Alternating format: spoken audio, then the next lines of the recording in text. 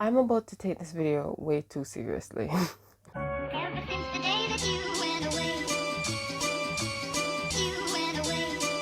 you've been sending flowers to me, flowers today, flowers. Hey guys, welcome and welcome to a glimpse into my life. My name is Danielle and I make commentary and lifestyle videos about whatever I want. And welcome back to my channel. This week's video will be about Noah Centineo in this new or possibly new series called What Happened to ... question mark, in which I'll find a certain celebrity that I've realized I haven't heard that much about in the past couple of months or years, and then research what they've been up to and then tell you. So I think a month ago it just randomly came to my mind, what happened to Noah Centineo? And I wondered if anybody else that was hearing about him all the time is in that same situation where they haven't heard about what he's been up to in a while, and then they're interested to find out. So that's what this series is for. For now, the episodes would be broken up into three general parts. First being, where do I know them from, and where they're most known from, if that's the same thing, if they're different, I would say. Their life up until their most known point or their peak, and then their life since their peak, which is what is the most important part of the video, because it's what happened to since April. You guys know what's going on. I don't need to over explain. So let's begin. Let's genuinely just get into it. Noah is most probably known for his role as Peter Kavinsky in the movie trilogy series spearheaded by To All the Boys I've Loved Before. Although that was not his first time acting at all. I knew him from a couple episodes or scenes in Austin and Ally as Dallas. And I also remember him in To How to Build a Better Boy. I don't remember who he played. He could have been in the main cast. I genuinely don't remember. I literally already researched this video and I still don't remember who he played in that movie. But yeah, I was really proud of myself for knowing him other than To All the Boys. Surely you can see that you could never make her happy. Since I've named To All the Boys as his real emergence onto the scene, I have to work myself up to there. And if you want to hear that part, you can totally stay. But if you don't want to, you can skip to here just to see what he's up to now. Noah Centineo was born on May 9, 1996 in Miami, Florida. He got an early start to arts at the BAK Middle School of Arts. In 2009, when Centineo was 13, he starred as Josh Peters in the film Golden Retrievers, which is funny because his breakout film, as we've mentioned many times already, uses both these names as Laura Jean's main crushes for at least the first movie. Then there was Turtles in 2011, which I find funny because that's how Jamaicans pronounce the word turtles. Throughout 2011 and 2013, he had a recurring role as Dallas in Austin and Ally, and was in the episode Psych It Up on Shake It Up. For the love of God, I cannot remember his role. I looked at the episode, stills from the episode, and I recognized the episode. I know what happens, but I don't remember him being in there at all. So right after I finish this video, I'm going to go and watch that. During this time, he also appeared in Marvin as Blaine Hotman and Ironside as Boy Number 2. Then he co-starred as Jaden Stark in Disney Channel's movie How to Build a Better Boy in 2014. Then he appeared in Jesse as Rick Larkin in the episode Hoedown Showdown, which I watched while making this video. It's a good episode.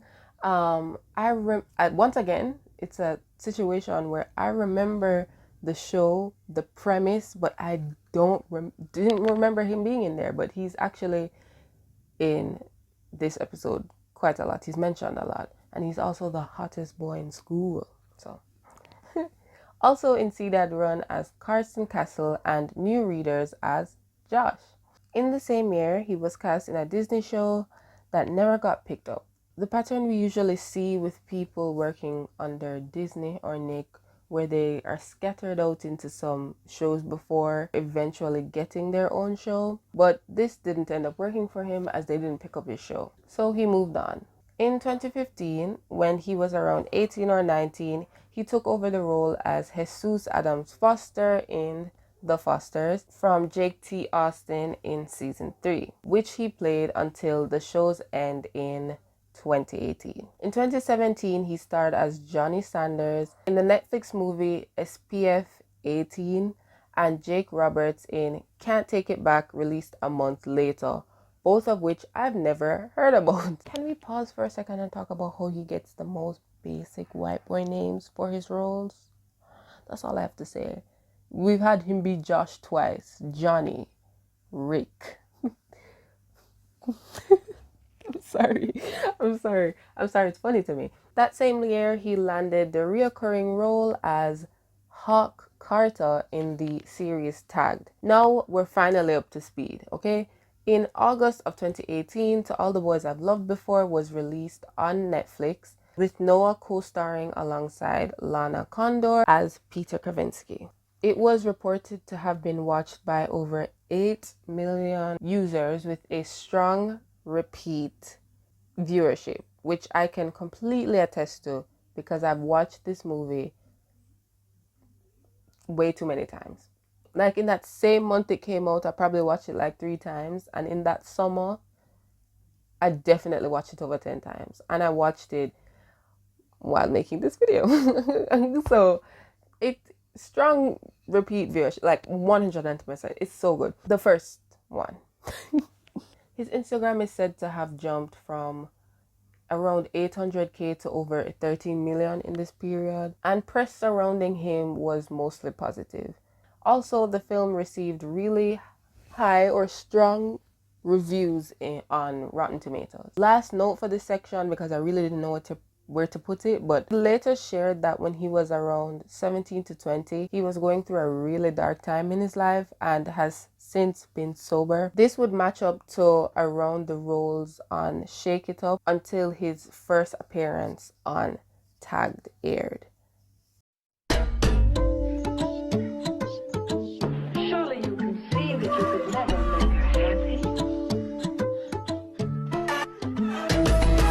For those who are interested in how he's currently doing, this section is for you. So less than a month after the release of To All the Boys, Sierra Burgess Is a Loser premiered on Netflix and received less than favorable reviews. I never watched it because I was never interested in the premise, but I've seen other people watch it and they all have some problems with either the plot, the characters, or some ethical problems with the movie. And to me, it just didn't seem that enjoyable from what I saw.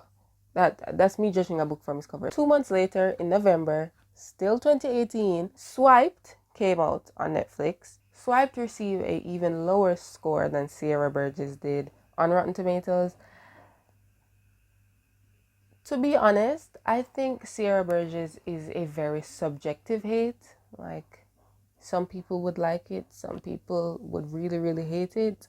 Swiped, I genuinely think is objectively bad. Once again, have never watched it, but I've watched people watch it, and there's a difference between Sierra Burgess and Swiped, and that Swiped is extremely low budget, but low budget doesn't make it bad, but it didn't do it any favors with this movie. He continued to appear as Hawk on Tagged until that show also ended in 2018. I'm also assuming, I didn't look this up to be honest, but I'm assuming he had some type of Netflix contract because 3 movies came out within 3.5 months of each other, and they were all starring him, not just him in the cast, but they were all starring him. That's wow. But I would like to take a moment to like big up his work ethic. I don't know if that's the right word to be complimenting right now, but he did so many things. He was doing so many things, whether or not he was filming those 3 movies concurrently or consecutively. That's a lot of script learning, little breaks and stuff like that. He was the main focus of these movies, so it just would have been a lot. And whether or not they were well received, you did put a lot of hard work into that, so big ups to you. Anyways, This time, his public image started to deteriorate. His biggest controversy to date is him showing support for Logan Paul. But other than that, he was the leading man in girl marketed films. Like, of course, he was gonna get hate. Plus, he was overtaken as Twitter's White Boy of the Month, so the fawning really dipped after a while, or more like a couple of months. God, there he is, ladies and gentlemen. Noah Centineo. So much has happened in this man's career since the first time we saw him. Last time we saw him, I believe he was like an unknown actor for the most part. That movie vaulted him into like heartthrob status, and then all of a sudden a bunch of more movies started coming out. He got even more popular. He started getting casted in like He-Man. He became a Twitter philosopher, and people were like,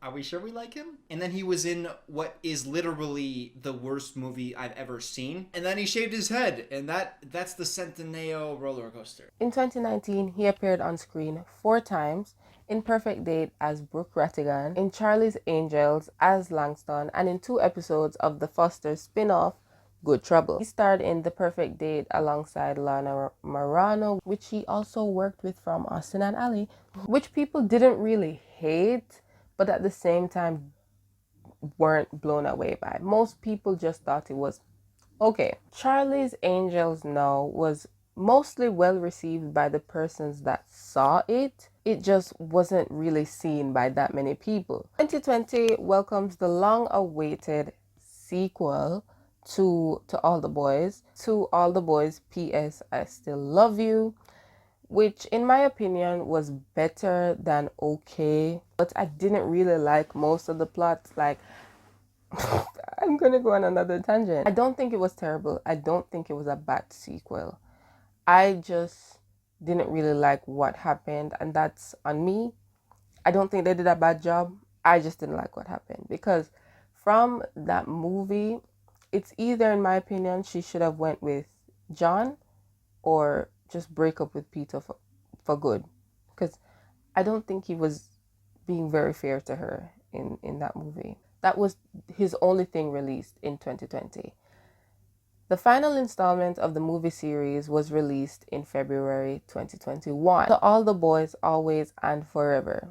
To All the Boys, Always and Forever is his highest cumulative rated movie on Rotten Tomatoes since 2019, and my least favorite of the movie franchise. It's just boring. But it's not bad.